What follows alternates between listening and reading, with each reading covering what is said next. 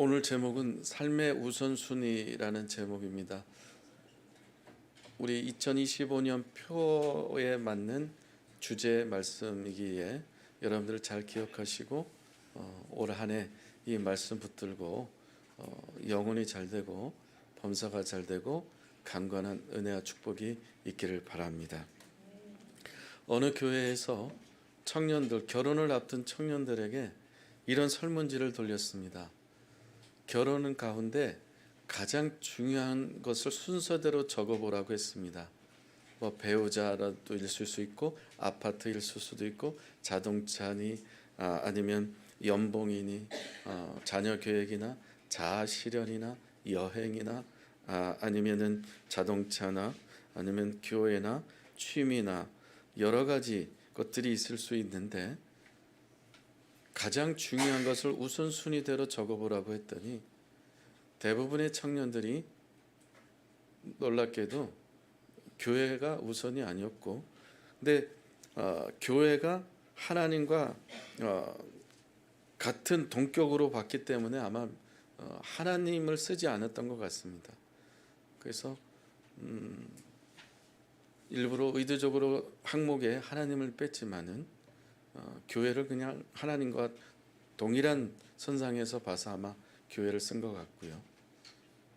그래서 삶의 우선순위에 있어서 결혼을 앞둔 청년들에게 있어서도 하나님이 밀려 있구나라는 것을 설문조사를 통해서 보게 됐습니다. 하나님을 영어로 하면은 God이라고 합니다. 그렇죠? 근데 이 God을 거꾸로 하면 어떤 단어가 나올까요? 도구가 됩니다.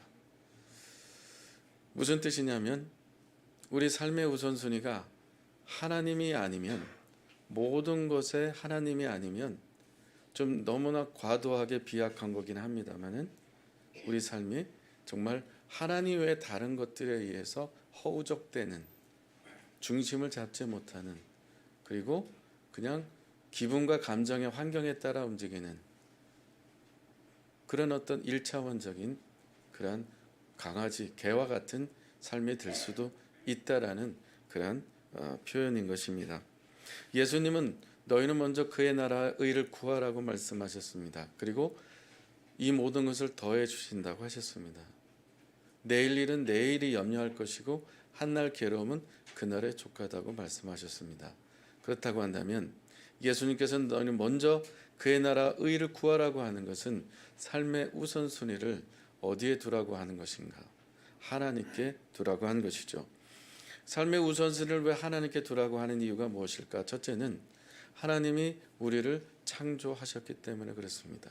시편 119편 13절에 보면은 하나님께서 내 내장을 지으시고 모태에서 나를 만드셨다고 말씀하셨습니다.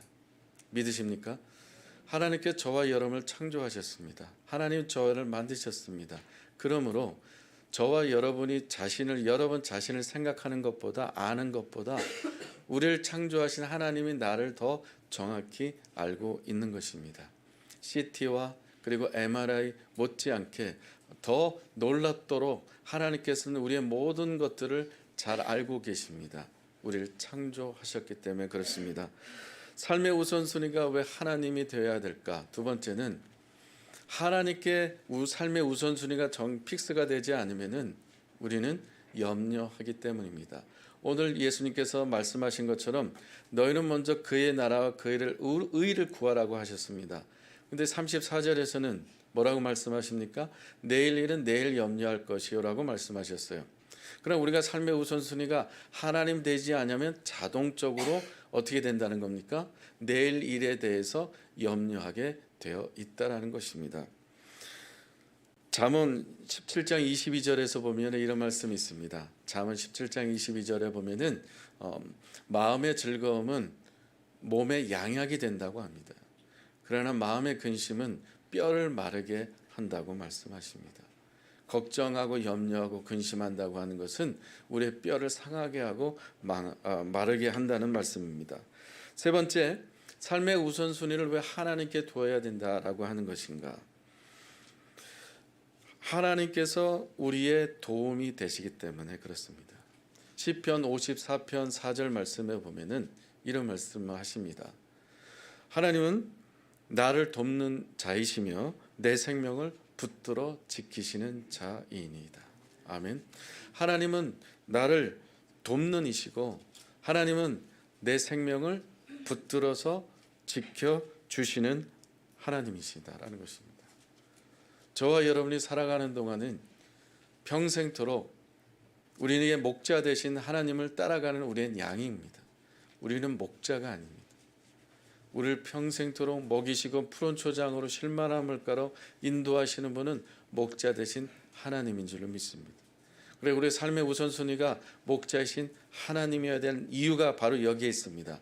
나를 돕는 이시기 때문에 그렇습니다. 내 생명을 지켜주시기 때문에, 붙들어 주시기 때문에 그렇습니다.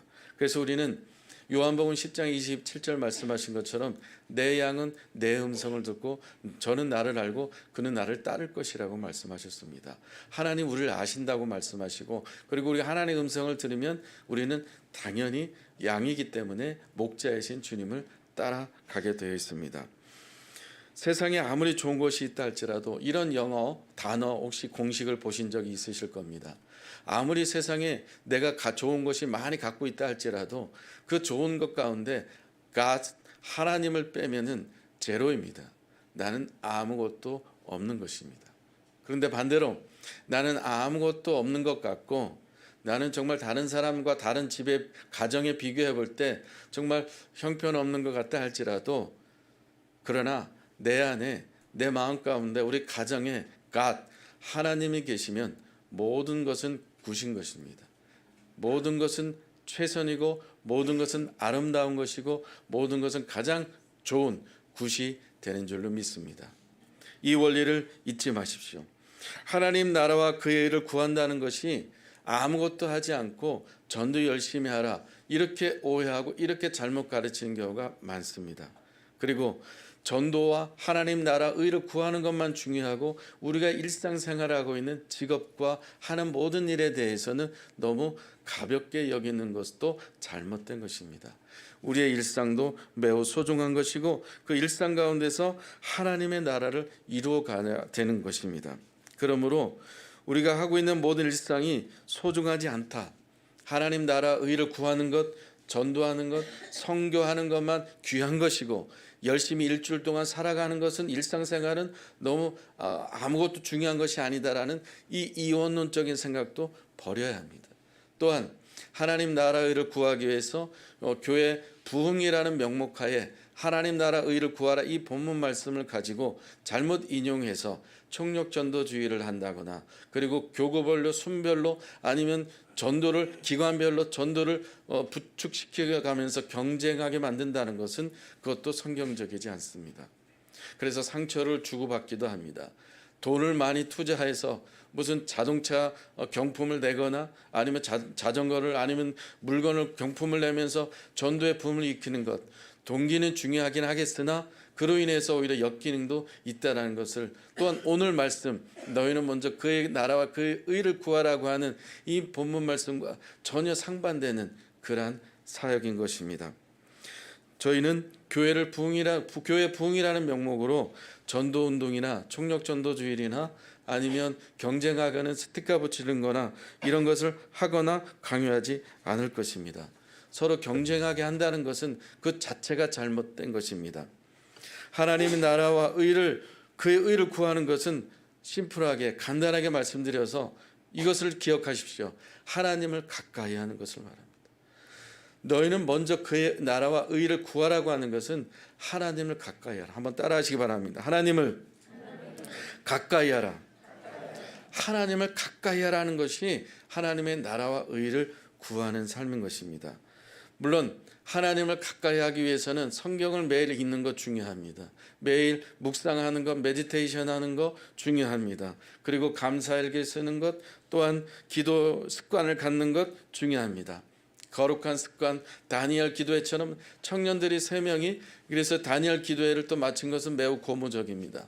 이런 어떤 묵상 나눔 운동이 저희 올해 많이 확산됐으면 좋겠다라는 기대와 기도를 하고 있습니다. 이런 하나님을 가까이 하는 모든 것들이 있지만 그 가운데 하나님을 가까이 하는 데 가장 중요한 것이 무엇일까 묵상하면서 생각해 보면 한 가지가 딱 떠오르게 됩니다. 그것은 예배하는 것입니다. 이런 말씀이 있습니다. 성경에 기록되지 않았지만 어떤 묵상의 어떤 결과물로 보자면은 예배의 목숨을 걸어라. 들어보셨습니까? 예배의 목숨을 걸어보세요. 개인적으로도 적용했던 부분입니다. 이것저것 장가지 다 잘라내고 이것저것 복잡한 거 신앙생활의 종교행위 다 내려놓고 정말 하나님 앞에 올 한 해는 먼저 주님의 나라 의를 구한다. 그리고 내가 하나님을 가까이 하겠다라고 결정한다면 예배에 목숨을 걸어보십시오. 하나님을 가까이 하면 전도하지 말라고 해도 전도하게 되어 있습니다. 그 입증을 해볼까요? 사도행전 요한복음 4장에 사마리아 여인이 예수님을 만난 극적인 장면이 있습니다.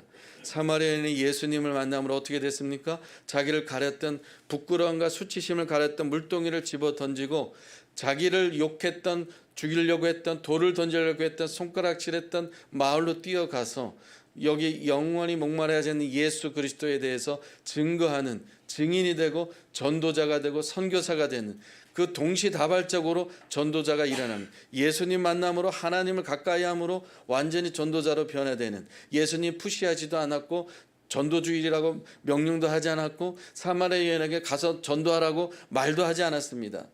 예수님 만난 기쁨이 너무 커서 나 혼자 누리기에는 너무 안 될 것 같고 이 기쁨과 감격을 이 예배함으로 인해서 주님을 만난 기쁨을 마을로 가서 전도했다는 것이 이 원리를 여러분 기억하셔야 됩니다.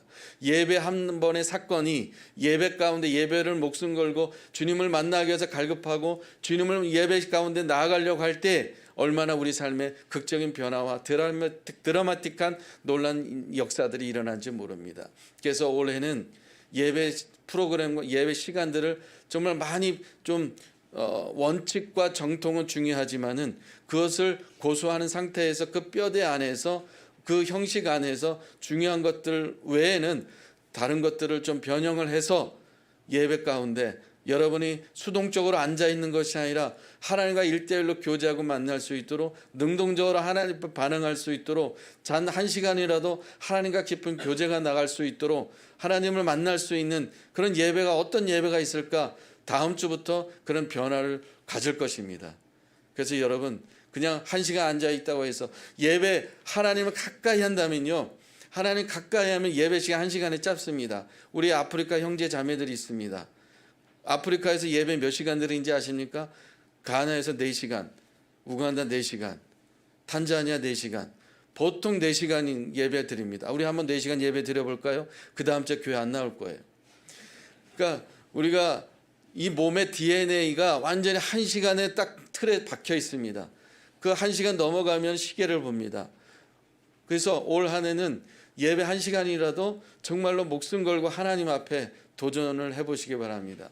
하나님을 가까이 할 때 어떤 삶의 어떤 변화가 내 몸의 아픔이 어떻게 치유되는지 그것을 기대하고 사모하는 마음으로 다음 주부터 예배에 나오시기를 주님의 이름으로 축복합니다.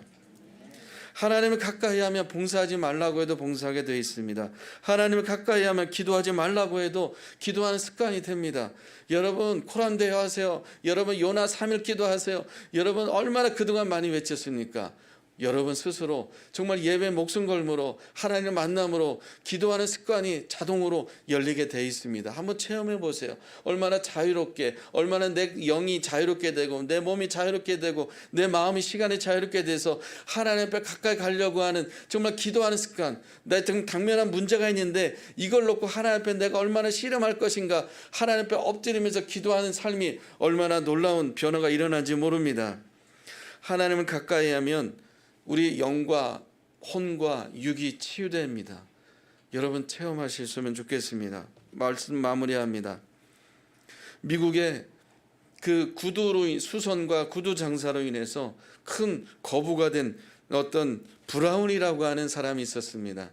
이 브라운에게 목사님께서 다가가셔서 질문을 했어요.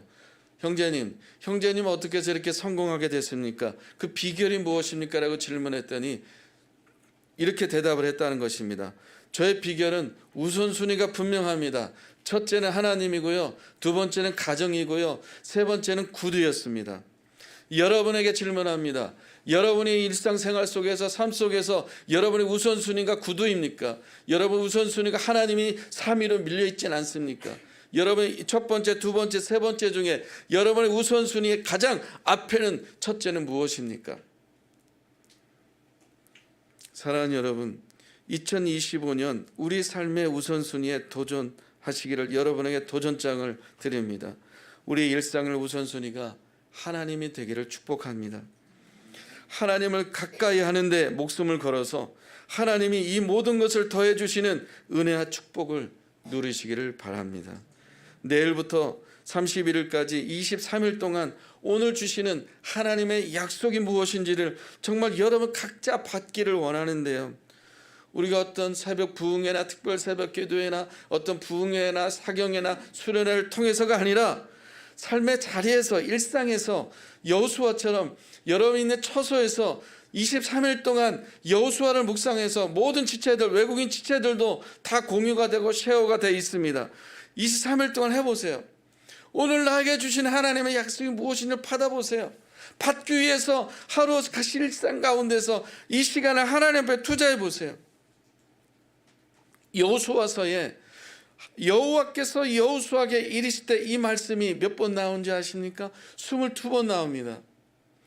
여호와께서 여호수아에게 이르시되 22번 나와요. 우리가 23일 동안입니다.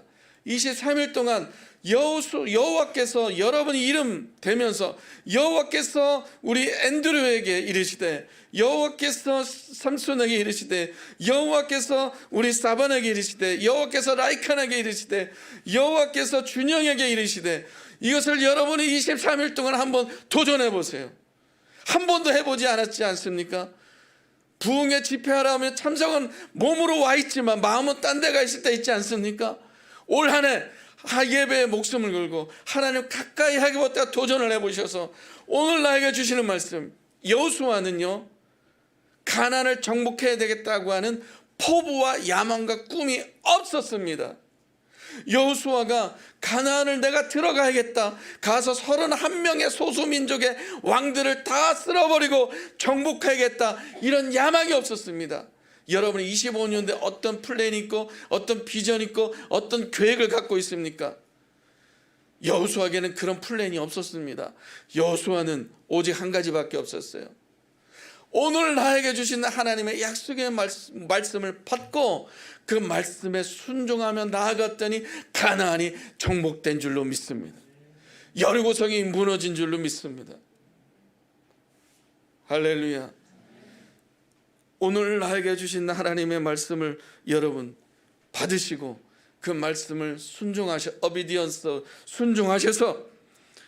2025년도 여러분에게 향하신 여러분의 앞에 있는 태산과 같은 여리고성이나 아이성이나 31명의 소수민족이나 싸워야 할 모든 문제들이 완전히 다 무너지는, 하나님 나라가 이루어지는, 하나님 말씀에 순종함으로, 하나님 가까이 함으로, 하나님의 나라의 일을 구함으로 이 모든 것을 더해 주시는 하나님의 축복을, 은혜를 누리시기를 바랍니다.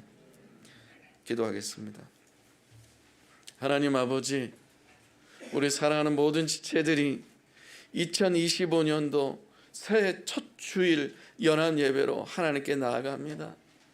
정말 하나님께서 초청해 주신 그 놀라운 예배를 우리가 정말 형식적으로 하지 않고 습관적으로 하지 않고 이제 그 예배가 거룩한 습관이 되어서 목숨 걸고 예배함으로 이 모든 것을 더해 주시는 하나님의 놀라운 역사하심과 은혜를 체험하며 하나님께 영광 돌리는 우리 모두가 되게 하여 주시옵소서.